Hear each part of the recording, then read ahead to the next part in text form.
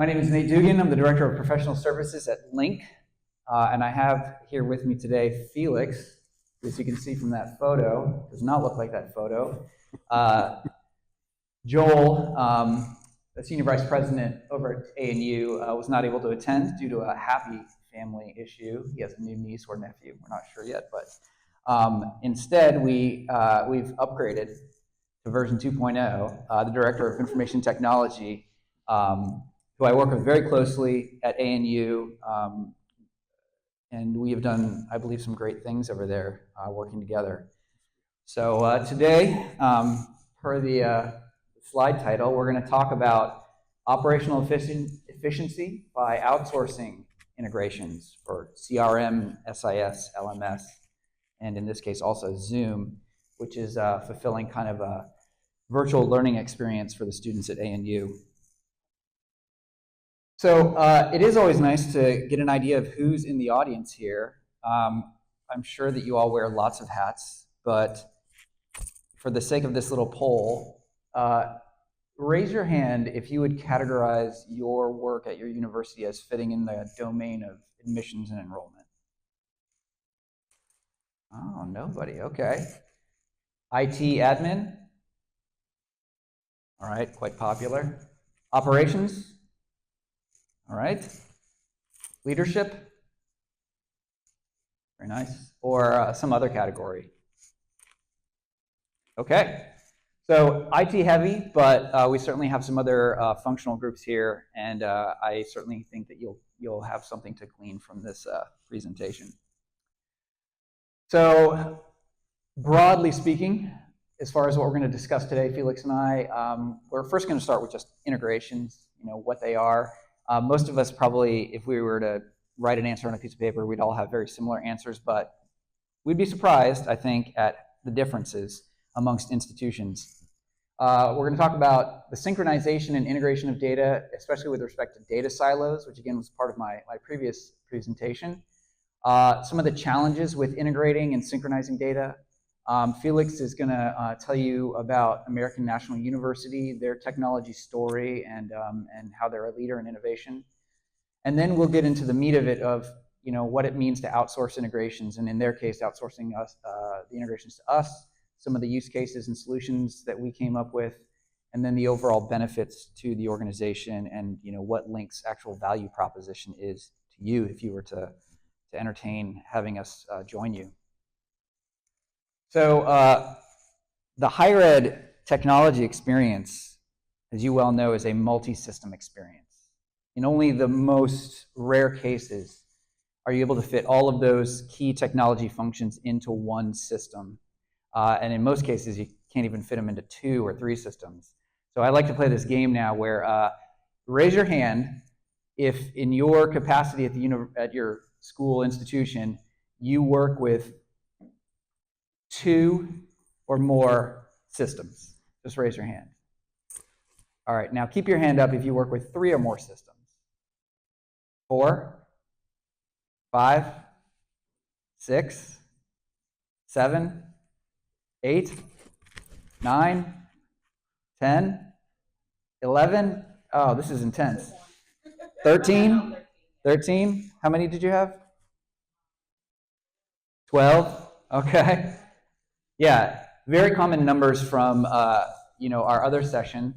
And not only is the administrative and operational side of higher ed a multi-system environment, but obviously your student interaction and your faculty experience is a multi-system experience. And so data integration is a huge thing.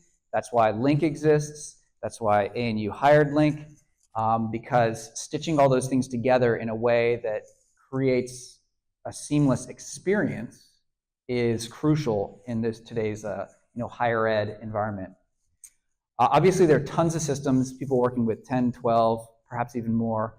But when we talk about the need for integration and the situation where data can be siloed in systems, in many cases, we tend to talk about the big 3, right? Which is what this presentation focuses on. You have your student information system or your SIS, your learning management system, LMS, and the customer relationship management, which is a fairly new player to the higher ed tech game.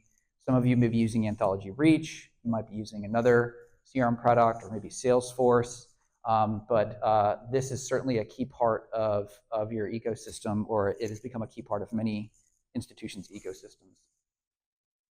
And the reason that they can be important to integrate, or why they're silos, is that they are disparate systems, and the data can reside in these disparate locations. The data can be organized differently. You can have mismatch between formats. Just by a show of hands, how many of you have difficulty right now in integrating your systems because of differences in either the model, the data model, or differences in the data types themselves? Anybody have struggle with some? Okay, we got a couple in here. And then also the issue being the data is oftentimes difficult to retrieve, or, as we've discovered at Lingk, difficult to retrieve in volume and its speed to meet your integration needs. Does anybody here struggle with getting access to all the data in their systems in order to integrate it? Okay, so a few people. The problem then becomes your data isn't in sync. With both figuratively and literally, I think. Most of the data that we deal with amongst our client base can range from your students' bio-demo data, everything from their mobile phone numbers to Twitter handle, to their addresses, perhaps emergency contacts, those addresses. There could be supporting documentation, acknowledgments, or forms that they've signed that need to be synchronized between systems. And then there are, obviously, in most cases, data about their learning experience, perhaps in your LMS. Maybe it's Blackboard, maybe it's Canvas, maybe it's Brightspace. You have grades, attendance, degree progress that you're trying to integrate across those systems. Those are just some of the typical ones. And for the most part, across the higher ed space right now, we have a few common mechanisms of integrating. Even the software that has what we call proprietary connector from one system to another is most of the time using REST API to connect. Perhaps you're integrating your systems by dropping flat files into a server, into an FTP, SFTP. In some cases, people are manually typing in data to integrate as they search for an automated solution. Or you might have some custom scripts or direct database access. And those are the ways that you're actually integrating that data across the systems. So challenges. What we've discovered in the Lingk world is that when universities or institutions try to do their integrations, thematically they're faced with a lot of the same challenges. The first being money. Integrations can be a very expensive endeavor by way of the personnel that you have to hire, and especially because if you're doing these things in-house, if you're custom building them, the knowledge, the skill set to do a lot of customized integration builds are skills that are in demand, competitive, and so the personnel to fulfill that can be costly. The other thing is domain knowledge.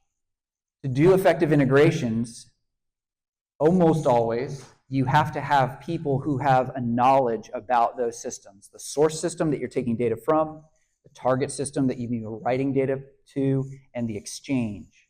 And maintaining a body of subject matter experts at your university within perhaps your IT department, most likely, that have that knowledge about those systems is very difficult. Deadlines. The other thing that we've noticed, a lot of schools that even have IT departments, they're so stretched across all of the items that they have to cover, all the projects, that the business has a need to get an integration done by a hard date. Maybe they're sunsetting an old system and standing up a new system, and they have to get it switched over before the licenses, renewal date, comes. Or there may be any number of reasons, the start of another academic term. But we've discovered many prospective clients that need us to come in because they just need it. They need the integration stood up quickly so that they can hit deadlines. Turnover. The other thing that relates to both the money and the domain knowledge element is we're people. People find other opportunities, whether it be family issues, anything. I'm sure that everyone here has experienced a situation where somebody who had core knowledge about a system at your university left for one reason or another, and you had to fill that gap. So what we discovered is a lot of our clients appreciate the fact that they may experience churn in their IT department, but we remain constant in terms of our domain knowledge and knowledge of the integration too. We've seen situations where some folks had an integration running and it was working fine, but the person who knew everything about it left. And flexibility. Flexibility is an interesting one because, again, we've encountered some clients who had incredibly well-crafted homegrown systems in the sense that they were facilitating the data integration well. Maybe they had a rock star coder that put it together, but they couldn't build upon it, and they couldn't make adjustments easily. So flexing and scaling is another thing that we discovered clients who are looking for data integrations are very concerned about. So at the end of the day, when institutions don't have smooth, efficient integrations, again, what we've gleaned from the marketplace is that it hurts their institution in a few ways that are very common. The first is that their staff members are unable to focus on higher value tasks. If integrations aren't working well, then they end up in the weeds of manual data transfers or somewhat remedial tasks just to keep things in sync when they could be focusing on something that has more impact on the institution. We see higher percentages of inaccurate data. You know, when someone's in there keying things in or transferring flat files, a lot of times that introduces data errors, which contributes and perpetuates into the whole dirty data concept, garbage in, garbage out. Again, employee turnover, knowledge transfer, and risks to not having a proxy if someone goes on vacation. Longer synchronization times. If you have a very laborious method of integrating your systems, then you're investing a lot of time and probably losing the speed that you desire to have those systems in sync. And then it's also harder to employ data governance and data quality, two things that are very, very crucial. And what we're seeing now especially is without good data quality, good data management, good data governance, you're unable to set a good foundation for generative AI, for various types of analytics or interventions with your students. Now, all of those themes ultimately manifest in this one thing, which is poor experience. When your integrations aren't working, when your systems are out of sync, you're experiencing all the domains of your institution begin to experience a poor experience. The students, if they're not enrolled in the right classes, if some bit of communication like their email hasn't been updated from one system to another, they might not be receiving core communications. Faculty members who may have changed their assignment from teaching this biology course to this biology course, if it's not correct, they don't have their schedule up to date. Administrators and leaders who have visibility to the entirety of the ecosystem can struggle. So this is really the ultimate manifestation. And as you know, poor experiences on all these fronts contribute to poor productivity from the university or institution as a whole. So at this point, I'm going to turn it over to my friend Felix and let him tell you a little bit about American National University. So I'm the director of IT at American National University. The first thing to understand is that we were established in 1886. So we've been around for a while. And one thing we have is data. And we've seen that data change over time. And over time, we know that for various reasons. Sometimes it's bad data entered. Sometimes it's just changes with time. We just went through the FAFSA rollout, and that changed a lot of things and a lot of things we do. So our data now is changed. So what we had before is not what we have now. So we started to take a look at our data and what we can do with it. So all those data accumulation started to need to be used. We had analytics, we used Power BI, we used all these other things to analyze it, but it wasn't enough. And the main reason why was it was separated. We had LMS data, we had SIS data, and then you had our CRM. And these three systems, no matter how much we tried to ship data between them, were never really in sync. Again, we also wanted to continually enhancing student engagement. And the problem with that is not one system could do the job perfectly. So our CRM was very flexible. It had intelligence, it had all these tools, but it didn't have the data. Our SIS had the data, but again, it wasn't as flexible. And a lot of, with these SIS especially, it follows industry standard. The one thing I can tell you about ANU is we're not industry standard. We are very custom. We're highly engaged, highly motivated, and we move quickly. So we stay within the guidelines of regulation, but again, we focus on what's best for the student and meeting the student's needs where the student is. That's not always easy. Students want to be text message, some want to be video conference, some want to be on campus. Some of them want to be connected in different ways. And to capture all that and store that was our biggest issue. So system integration needed to be reactive. We wanted to capture that data, react on it quickly. We don't want it to take days. We don't want to have 50 email exchange to get something resolved for a student who's on the phone right now and wants an answer. That's just not acceptable for us. So we needed to look at what we could do and what we can change.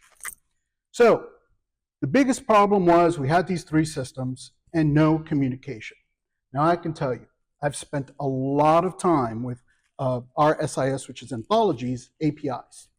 And they can be tricky sometimes. And I've written plenty of scripts to transport data or transform data or do whatever we need.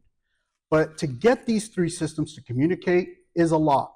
It requires a huge overhaul in the way the data is handled, the way that it's transformed, the way that it's read, the way that it's delivered. So we needed more robust options.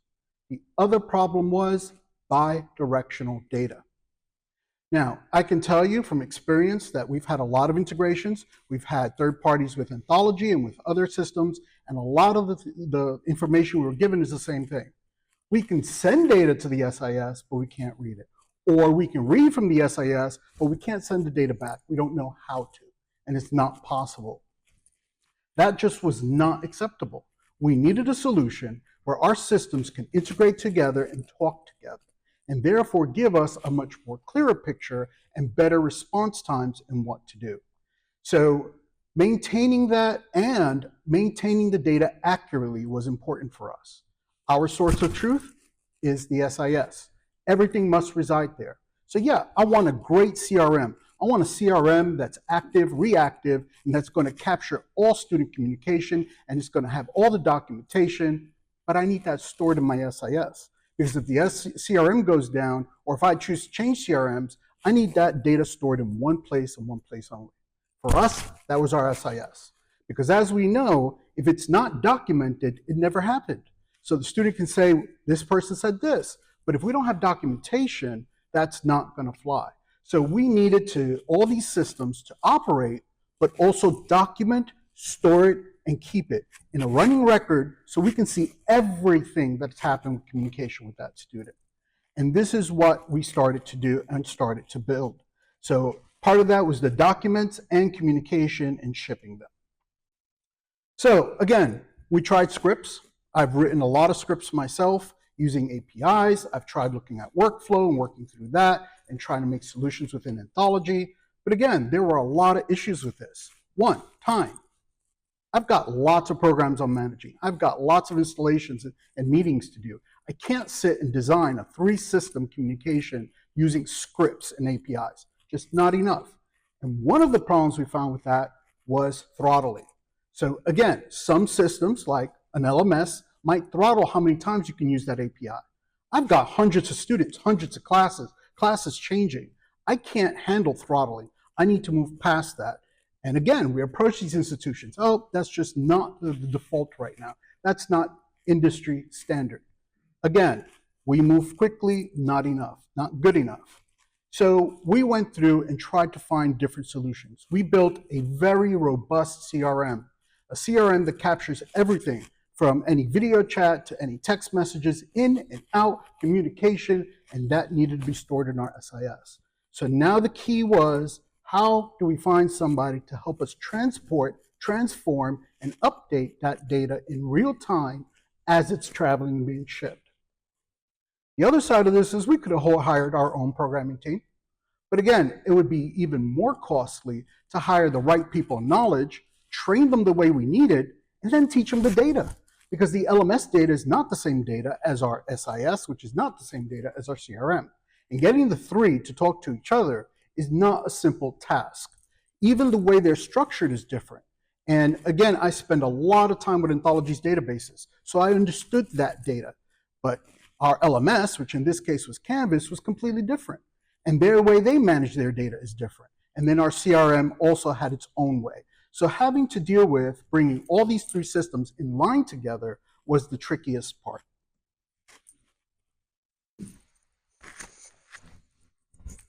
So thanks to Felix's problems, we were able to establish a relationship, and we embarked on a pretty audacious goal from the get-go. So because of the timing of ANU's deployment, in this case of Salesforce Student Success Hub,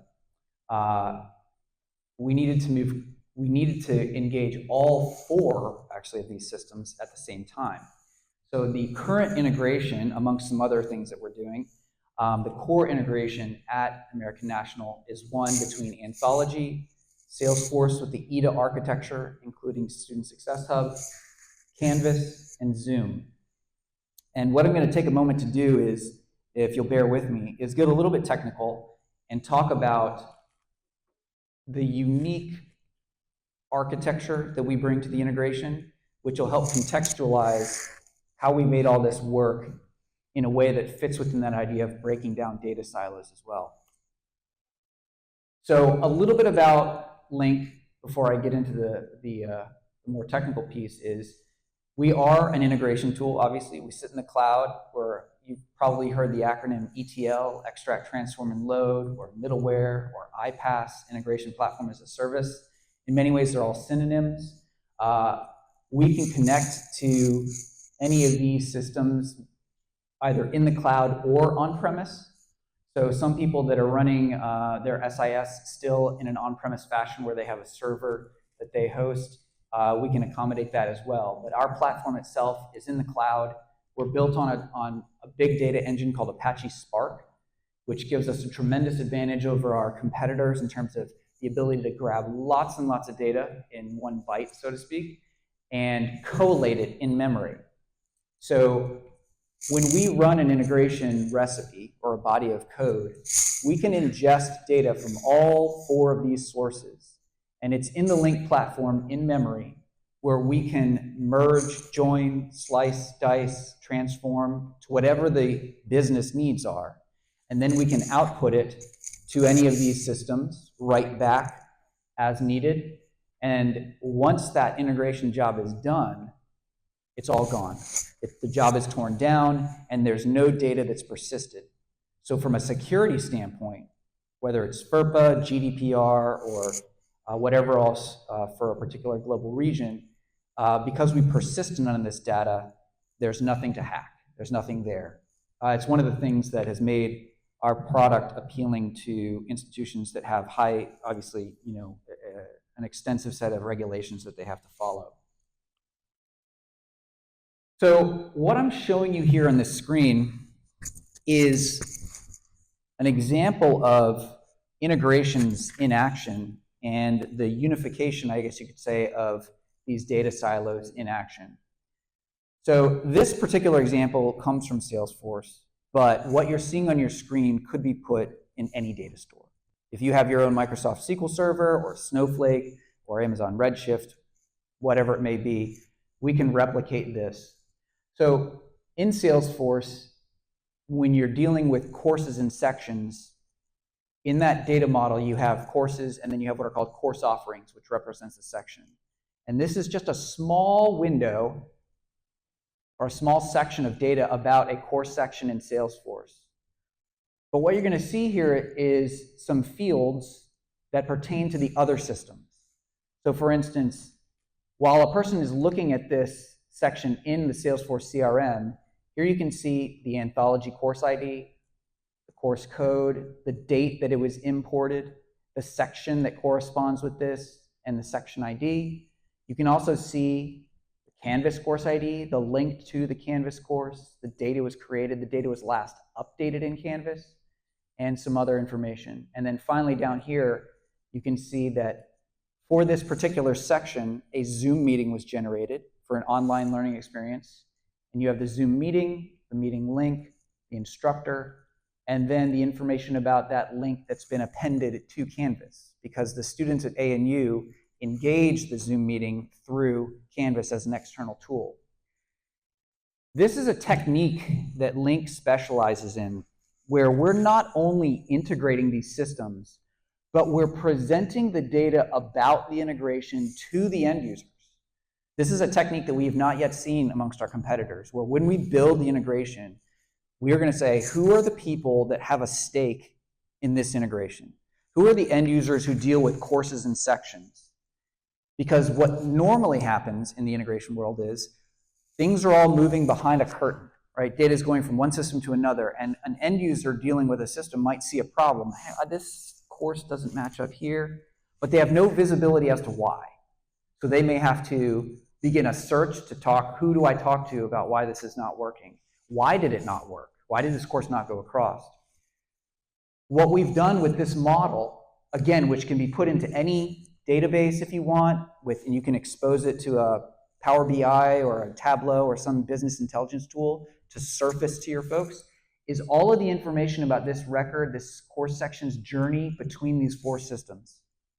So if something goes wrong, they can use this information to begin, tracking down what may have happened. If there's no section created date that they know, hey, something went wrong in the process of this section being sent from Salesforce to Canvas. Or if the last updated date doesn't seem to jive when the recipe or the integration should run, then they're thinking, well, something went wrong in the updating of this course section. One of the areas that we've seen great success, I think, at ANU is when we implemented this technique with student records. So again, from the Salesforce perspective, and I know many of you use Reach or other CRMs, ANU originates their students as prospective students in Salesforce and then has to send them to Anthology. And what you're seeing here is a little excerpt from a screen on a student's record in Salesforce, where we have the student number from Anthology, or the student ID and the student number, and you see this field, sync status SIS. What this is telling the users who can see this is, this record was successfully exported from Salesforce to Anthology, and you can validate that by seeing that the IDs have been returned. Likewise, with the presence of this Canvas ID, and actually there would be a date stamp on another portion of this, you've seen that this student has also been exported to Canvas, and you have their Canvas ID visible plus the date that they were manifested in Canvas. If I direct you down to this screen, here's where you can see a situation where no student ID exists, no student number exists, and what's been populated in this sync status field is potential duplicate. When we take students from Salesforce at ANU and push them into Anthology, we utilize the duplicate checking API first. As many of you know, duplicates can be a real pain. We don't want to create them. So when we send this record to the duplicate checker, if it presents possible duplicates, we write this message back to this record. And what it allows the Salesforce administrator, Elisa, to go in and say, okay, this particular student might already exist in our SIS. So then she, in concert with perhaps other workers, can look in Anthology and see, oh yeah, this person does exist. Or perhaps say the person that we thought was a duplicate isn't actually a duplicate. And what we'll have is other options in this field. She would click into this little pencil right here, and she could toggle this sync status to push record. And an integration recipe would take this student's record and put it into Anthology, bypassing the duplicate check. Because that business user has acknowledged, while this potential duplicate is not actually a duplicate. And we have all manner of different sync statuses in here. So as student information is updated in this case in Salesforce, as soon as that change is made, an Apex class toggles this to ready for update, and then the integration sends those updates to the SIS, likewise to the LMS. So we bake all of this into our integration build, and we specifically focus on surfacing it to the users so that they're aware of what's happening with the record throughout its journey. And where we've seen the most business improvement from this, as Felix mentioned earlier, is the ability to troubleshoot quickly. The other use case, which Felix mentioned, and I'm not sure how many of you do this, but is documents. In many cases, documents have to live in more than one system, but they may only be brought into one particular system. So at ANU, we took on a nice fun task of getting all of the documents that are presented automatically in Salesforce as a student applies. And we also copy them over to Anthology and situate them in the little buckets that they need to be in for record keeping. So I'm going to turn it back over to Felix to talk about how the integration build has benefited them operationally. So we've talked about so far all the issues we had at ANU, and we really needed to do something about them. So we started reaching out and talking to people. Documents was one of the biggest ones, and we've had several developers try to work on it. They just said it can't be done. So we finally heard about Lingk. A few people suggested them to us, and we communicated with them. And their first instinct was, we can do that. And I said, oh, really? Okay. So these build sessions started becoming more and more unique. And more, we kept throwing more at them. And we can do that. And before you knew it, we had so much more systems. And I'll tell you, when it comes to projects build, this was probably my most fun, only because I challenged them so much. And there were so many brainstorming sessions. And the reason why is, again, the data is so different. I've got staff members logging into 3 different systems on top of all the auxiliary other systems they log into just to use it. Me, myself, I have up to 3 monitors, and it's still not enough because I've got so many systems I got to log into. And so it became a problem. We wanted one unified system. So, number 1, less manual data entry. I don't have people entering information into 3 systems. My LMS is one perfect example. Yeah, we had some integrations that went one way with Anthology, but didn't go both ways. I want to know more about the student. I want to know what assignment they've done. What's the last time they checked in with their course? I can't do that except to log into the LMS. That means I've got to tell a staff member, if you want that information more than just the LDA, you have to go into Canvas. And if you don't have access, now you got to email somebody. And now I email somebody and I'm waiting for a response. And before you know it, now you've got an email chain going. And that could take a day of communication before you get an honest answer and can move on contacting that student, seeing what's going on and provide support. So as you saw from that screen, our academic advisors only have to log into one screen and see all the information. See the last time they posted in their course, what their current grade is, or what the display grade is in Canvas. They can see it from here because it's been shipped to it. So these are things that caused us a lot of freedom in our staff members. It allowed them to be more forward-thinking in their job tasks and not just reactive to waiting for information and trying to get information. Also, more accurate data, because I'm not looking between 2 systems and trying to figure out what went wrong. Instead, I see it all in one place and can make that decision a lot quicker. So when it comes to issues, faster troubleshooting. Again, if I have to log into less systems and I can see in one place what the issues could be, I can find those issues a lot faster. That means my academic advisors, instead of spending their time contacting other staff members forever to get an answer, they can come up with an answer right on the spot with the student on the phone and give them something. And even if the problem is, let's say, an instructor, they can at least give them some semblance of an answer for them to return to. I see what the issue is. I know what the issue is. I have to contact your instructor. Let me get back to you. But at least it's not, we have no idea what the problem is. We'll troubleshoot this and get back to you. And then it's a couple of days later before you tell them, we still have to get in touch with your instructor.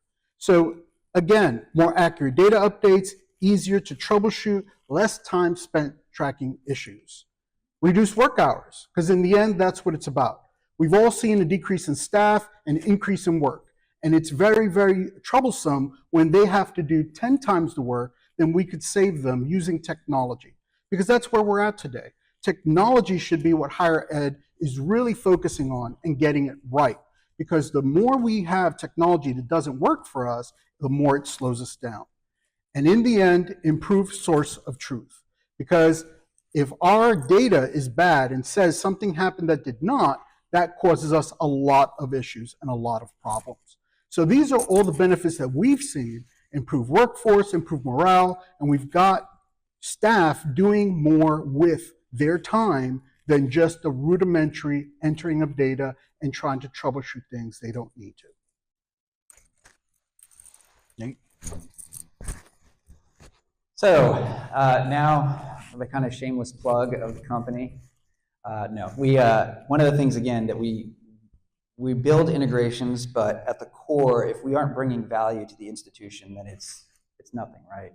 So we like to direct everything back to what's our value proposition, and these are a lot of the themes that Felix reiterated, which is you can put your staff onto tasks that yield higher value, that make more of an impact on the student experience, faculty experience, technology ecosystem experience. We do like to think that we can really make an impact on all of the challenges related to staffing costs, turnover challenges, as I mentioned earlier, like that knowledge transfer. The academic advising impact through complete student information. This is a big theme you're seeing now across the totality of higher ed tech, is how is it impacting the student experience? And specifically, we're seeing through the arm of advising, but it's certainly other things. Financial aid. I'm sure there are plenty of people in here who can attribute a headache or two to financial aid, and our integrations are designed to help you be in compliance. And then again, automating manual data entry tasks, things that nobody likes, and we love to take that off your plate. Reducing errors and improve data quality, which, as I said earlier, is all about setting a clean and accurate foundation for generative AI, which hopefully will make its way, if it hasn't already, into your institutional processes and expose and yield some great insights. So that is the presentation. Thank you again for staying this late in the day. Are there any questions? Yes. Yes. So typically when it comes to Unidata structures, the connectivity piece is not the difficult piece. It's oftentimes like subroutines, understanding, and we have a pool of knowledge at Lingk, we call it the bench of subject matter expertise, to understand and help facilitate data exchange with that type of model. To anthology from a Unidata system. Right now, the clients that we have that are using Unidata structures are Ellucian clients. So yeah, so colleague that's built on a Unidata model, that is where our client base is for that. Okay. Yeah, so if it's just a question of can we, absolutely can we. That's not, colleague Unidata to anthology is not a common pattern we see. Are you talking about a migration? Okay, so yeah, I mean, in that respect, yeah, it absolutely. I can't give you a client that's currently doing it right now, but we've done the work in both systems. We like to think of ourselves, actually, I would say personally, of all the SISs that I build integrations for, I would say anthology is probably my strongest. So we have no problems with the data models in either of those. We're kind of luckily agnostic in that sense. We do know Ellucian products very well, and we know anthology very well. So yes, I hope that's enough of an answer for you. Correct? Yeah. Okay. So like writing the subroutines and having a knowledge base about colleague built on a Unidata framework, we have subject matter experts that understand that. A wonderful gentleman based out of Pennsylvania, actually. A question over here, yeah.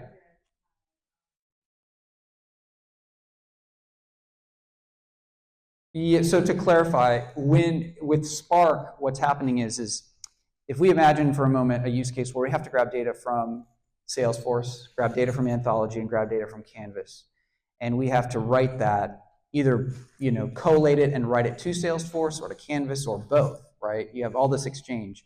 What's occurring is once we invoke our connectors to that system and we pull that data in, we use Spark SQL to, again, collate it as needed and write it back to the systems. But all of that initial data and collated data, once the integration is done, no longer exists. So there's nothing, like in a sense I say, to hack. right? Because it's all done in memory. That would be the answer to the question about how Spark operates. In terms of the accomplishment of projects and run-of-the-mill, I mean, we have our kind of standard product that we offer to clients is called integration managed services. And this is for the folks that truly want to outsource. They're like, hey, we've got this problem, need to integrate these systems, you guys do it and maintain it. And so in that respect, what we'll do is we will, estimate the number of hours to do the project, and then create a model where we front load to meet your deadline, and then there's hours to support you going on. But, little asterisk, we also love clients that learn our platform. And we have clients that learn. It's a low-code experience. It's a YAML markup language. And especially with anybody with certainly people with a developer background, but business analysts who have like basic SQL knowledge too, once they get in there, we've had a lot of people just take the football and run. And it's great. We've got some great testimonials from clients that do all the development themselves and maintain it. So does that answer? Okay. Mm-hmm. Any other questions? Nothing else? All right.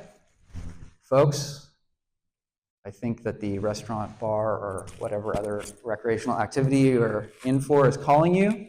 But again, I appreciate you. Thank you so much. Thank you.